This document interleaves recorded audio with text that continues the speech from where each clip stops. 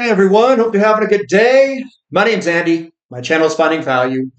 Today we're going to go through Twitter, see what people are sharing on social media. I'll interject my financial opinions as we go through it together. It's generally related to three different topics: wealth building, commodities, and/or financial topics.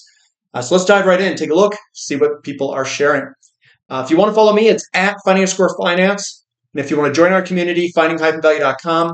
It's where I dive deeper into all of these topics, looking for investment opportunities, sharing those investment opportunities with everyone on the website and in the community.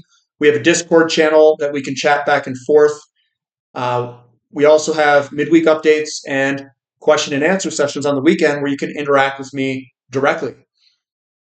So you can get all that stuff. You can also get a discount. There's the code DISCOUNT. If you'd like to get a discount, so use that discount code. Discount is the code. And yeah, we'll get moving here. So first one is a post by myself. I'm posting a lot of the oil ratios against palladium, platinum, silver on these here. What we're seeing is we're seeing a breakout of crude oil starting to outperform all of the other assets out there. So it's a falling wedge breakout and another falling wedge that we're just starting to break out. You can see when I zoom in, we've got that nice breakout that's occurring just right now, with crude oil starting to outperform silver. We've got a breakout of crude oil against platinum. That's starting to rip higher. And then we also have crude oil that's been continuously working up against palladium. Now, palladium's a different market condition metal. Palladium generally does well with the S&P 500 and the NASDAQ. So this is a function, this bottom in 2020, it's a function of the market conditions that we are charting in this. Now, that's just me looking at all of the different market conditions and looking at what metals do what under certain market conditions. It's not like I read this in a book. I could write a book and write which assets do well under certain market conditions, because when you look back in history, you can find these correlations. And I think a lot of it deals with the lowering of interest rates, the low inflation, people and their willingness to buy cars and stuff like that has a larger impact on palladium, at least historically, than some of the other metals.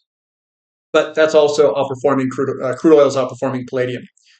Here's some more oil ratios, just to show you going across the board. Oil versus uranium, we're real low. It's a low ratio and favorable for crude oil to outperform uranium.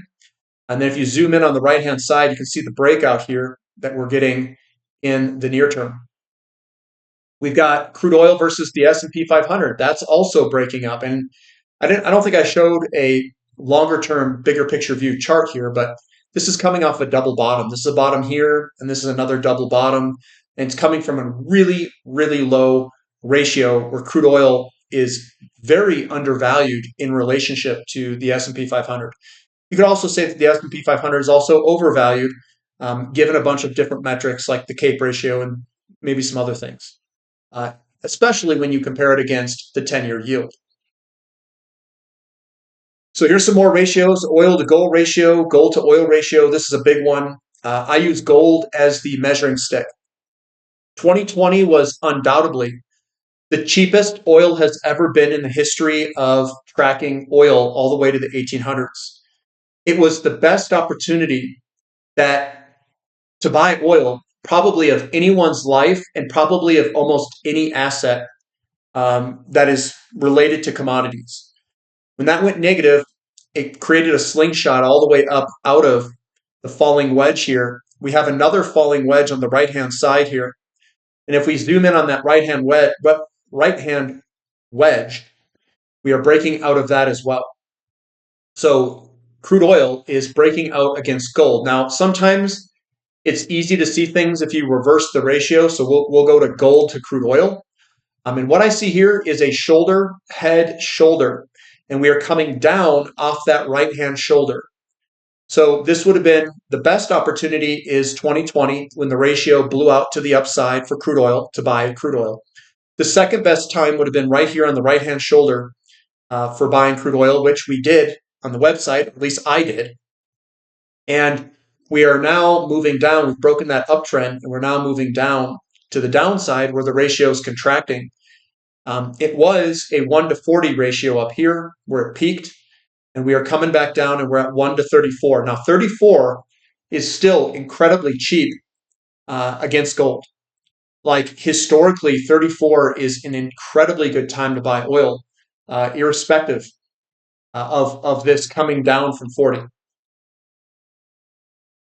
Coming down, we've got more ratios because this is a big deal. I feel like this is a huge turning point in the markets. We're also seeing confluence with fertilizers starting to break higher, which fertilizers and oil move together. It means inflation is coming. It's in the system already. So oil higher, NASDAQ lower, and yields are the driver. Bull NASDAQ, bull oil, bull NASDAQ, and we should be bullish oil. Even though NASDAQ outperformed the past year or so, I still think oil is going to be the outperformer on the longer, bigger picture view. We zoom in, we can see a clear break where inflation is going to start to come into the system. Now, that inflation is going, it could, depending on how high we get, if crude oil really starts to take off, it will have an impact on yields, and yields will have an impact on the NASDAQ in a negative way. So this ratio, what it is telling us is it's telling us a certain market condition is here, and that shift is here, and it's coming. So depending on how high we go on interest rates, it's really going to start to drag down the NASDAQ.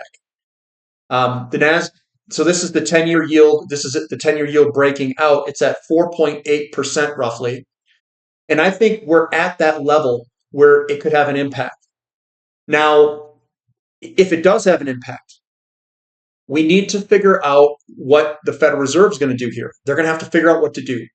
Are they going to try to save the stock market like the NASDAQ and the S&P, or are they going to let this interest rate run?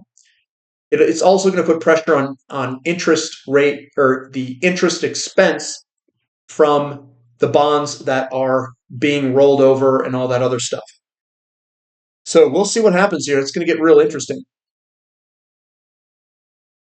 So this post here, so somebody put this up here, and a lot of people, I think they look at this in the incorrect way. So Wolf posts a $500,000 mortgage at 6.9% interest rate for 30 years means you're paying $673,807 in interest. Combine that with the 5% down payment in principal. You paid $1.2 million for a $526,315 home. To top it off, this new interest is printed from thin air and added to the M2 money supply. Banks are not your friend. Well, he did the math wrong. This math, you can't do what he's doing. This was a simple class in engineering even. And what we called this was engineering economics.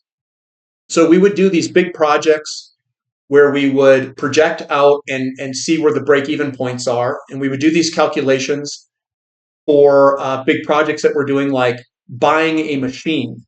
If you're going to buy a machine and you have a cost and a financing of it, you have to make sure that when you compare all of your money, you have to do it in the same year. So what he's doing is he's taking a $500,000 mortgage of today's dollars. He's taking interest that's paid over 30 years, which is not discounted. He then takes a total sum of $1.2 million and compares it to the net present value, basically the today's money home. So you can't do that. What this is a something that you don't want to do. So I did the calculation to show you guys what it is. So the given here, if you have a mortgage of $500,000, you have a 6.9% interest rate on a 30-year loan. If that costs about $1.185 for the $500,000 mortgage only, you have $39,516 payments every single year in total. But you have to discount that amount back to today's dollars. If you have an inflation rate of 10%, and some people will say, well, that's not what the CPI is. The CPI is not an accurate statement. We have about 10% inflation, is my guess. And I'll show you in shadow stats that it's about 10%. If you discount an interest rate that is higher than your interest rate, so if your inflation rate is higher than your interest rate and you discount this money back, what I did is I took this 39,516, discounted it back, and added another payment to it. And then I did that all the way back. Your $500,000 loan, you paid it back with the equivalency of $378,408. What this means is that we should be loaning as much money as possible, even at 6.9% interest rate, if we knew that the average inflation rate was going to be 10% in the future. Because when you discount the money back, your buying power of that money of $500K today is only going to be worth $378,408 with all the money that you pay it back with, if that makes sense. A higher inflation rate, like 12%, and your valuation today of net present dollars today is $322,186. People don't understand interest rates and how that impacts the payments in the future. I, on purpose, locked in and purchased my house, refinanced it at 2.75%, and I'm not paying my loan off early, because if I pay it off early, I would be paying more in purchasing power dollars than paying it off later at a high interest rate that I think will occur over many years. I'm letting the inflation eat away my mortgage. And what that means is that in today's dollars, the value that I am paying back over that loan period is less as long as the inflation rate is greater than my interest payment. So that number that he talked about is incorrect. He is wrong. Now, here is the real inflation rate all the way back to about 2003.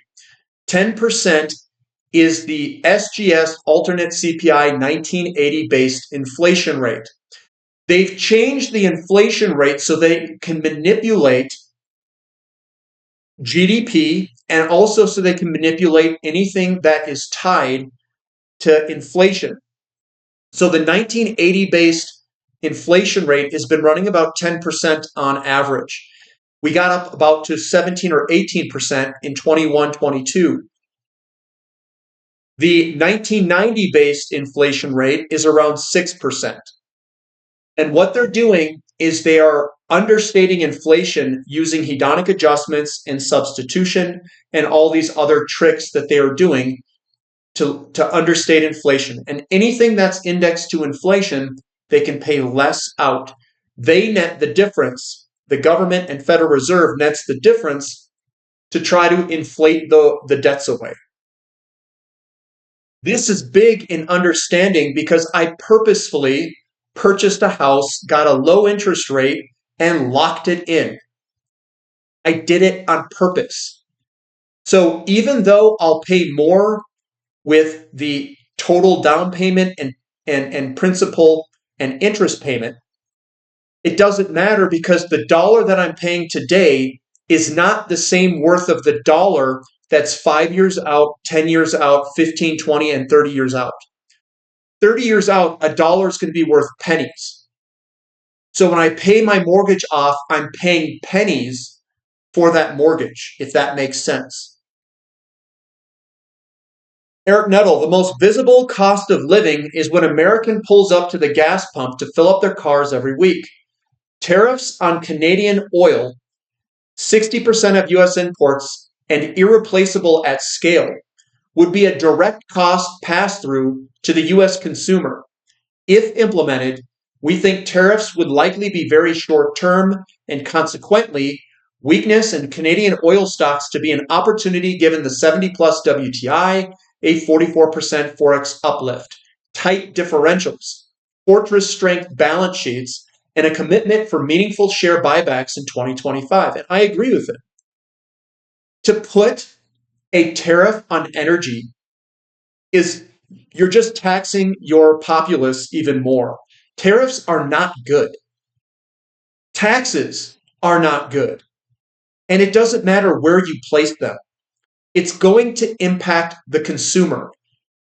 So when people say, yeah, let's go tax those big corporations, it just means that they are stupid. They are very stupid. Why? Corporations don't pay taxes. The people who buy their products do. And if you are buying their products, what you are doing is you are saying that you are going to tax yourself more through the company, which is stupid. We have a bunch of stupid people. Here's another one, agriculture breaking out. Looks like inflation is heating up here, boys. It's heating on up. We believe it is increasingly likely that the VLCC, which is tankers, spot rates could exceed $100,000 a day in 2025, according to Clarkson's. We're getting a squeeze in tankers. And it's the sanctions being enforced. It's taking off the old rust bucket fleet. And then there's other ones that are coming off and going to be scrapped. And we're going to tighten and tighten and tighten over time. And that's what's going to drive day rates up. We could also, depending on where oil price goes, we could also increase oil shipping from OPEC if they were to increase production out in the future if oil prices get high enough. Here's Rafi. He says, person A bought 1 Bitcoin in 2010. A has 1 Bitcoin. Person B bought 1 ounce of gold in 2010. B has 1 ounce of gold. A thinks he has $90,000. B knows he has 1 ounce of Bitcoin, or 1 ounce of gold. When the dollar crashes, A has a code to nothing. B still has 1 ounce of gold. And that's where you will be happy to own nothing. And it could very well be, you could be stuck in the system. So what they could do is if you're making, quote, dollars, because everybody says that Bitcoin's the end all, be all, Bitcoin is priced in dollars. And it is code. It's a hexadecimal system code from what I understand. And if they somehow take all the on-ramps and off-ramps out of commission, how do you get out of the trade? How do you transact out of it? If all the on-ramps and off-ramps are shut down, like Coinbase and whatever else you're doing, how do you get out of it? How do you transfer it back to dollars if you want to purchase something? And if no one is willing to take the Bitcoin directly for whatever that product is, then you're stuck. You're stuck in it, and all you have is a code to nothing. Come down. Mike Zaccardi says the Mag 7 are on high multiple, but their forecast sales growth looks to justify it. A lot of their forward PE, this is 24-month forward PE, Mag 7's way up here at about 20-something. That also is impacted by the 10-year yield. So that calculation that I did with the mortgage rates, and I said, if inflation is greater than the interest rate on the mortgage, you are actually you're loaning more money into existence and have greater purchasing power today than paying it off early. And Mag 7 will also be impacted by that same net present value calculation, how you discount future cash flows to today. The higher interest rate is going to push down your forward price to earnings ratio. Your price to earnings ratio goes up and down based off of your 10-year yield. So what one could say is that the valuations that are given to the S&P 500 and the NASDAQ are a derivative of the interest rate on the 10-year bond. And as interest rates go up, people are less willing to speculate at high forward PEs, sending stocks lower over time if interest rates continue higher. Coming down, bankruptcy filings are way up. Lots of laughs. They're way down compared to history. They're very low in terms of bankruptcies. And this is cases filled by chapter during the 12-month periods ending September 30th. So we don't have chapter 7, 9, 11, 12, 13, and 15. David Burrows says inflation reemerging as the key risk to hedge. The charts have an answer. And this is commodities, which is inflationary, versus bonds, which is a deflationary asset. The inflation camp has it. Hard to squint and get a different answer here, but this is ripping to the upside. So when you use ratios, you can take certain asset classes, price them against each other, and that will tell you about the market condition that you are in. This is stating that we've been in an inflationary market condition the entire time. If interest rates continue to go up and bonds continuing to sell off, it's going to impact the stock market at some point if they go high enough. And it's going to hit this forward PE ratio up here because they're very expensive. Bullish or bearish, the SPY. This is an inverse S&P 500 chart. This looks ready to go up, which means that the S&P 500, if you don't use the inverse, it'd be ready to go down. So it looks bearish for the S&P 500. North Star's jumping on the oil train, and I know they've been bullish oil. They wait for breakouts to make the claim. So does anyone remember what oil did in the 1970s? Asking for a friend, and obviously it ripped. They are projecting a move into the multi-hundreds. It says in the 1970s, bond yields rose relentlessly, and that's what's going to cause the rotation, bond yields. Interest rates rose, inflation went way past 10%. Commodities went bonkers. Gold and silver rose thousands of percents. The economy and the stock market tanked.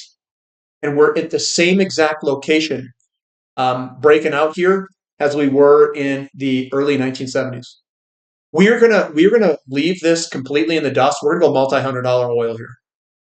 And I said that back in 2020, 2021 when I started my channel. I said oil's going to go 250 plus. And everyone's like, oh, it's not going to go to 250. I'm like, by the end of the bull market, guys, by the end of the bull market, we're going to go over, most likely, 250. We even have the chance to go way higher than that, depending on how bad the inflation is. It says, mostly peaceful memes. He says, I would pay good money for a new car with little technology in it as possible. No GPS, no cameras, no Wi-Fi data links, no automated systems. It can't be tracked, can't be monitored. That's why I drive old cars. I drive old cars because I don't want to be monitored. I also do it because I don't want to pay high registration fees, and I don't want to pay higher insurances because I have liability only on my cars. They are POSs. So that's one of the reasons I drive old cars. Another reason I drive old cars is because they're super easy to fix. And a lot of the components on the car are cheaper to replace.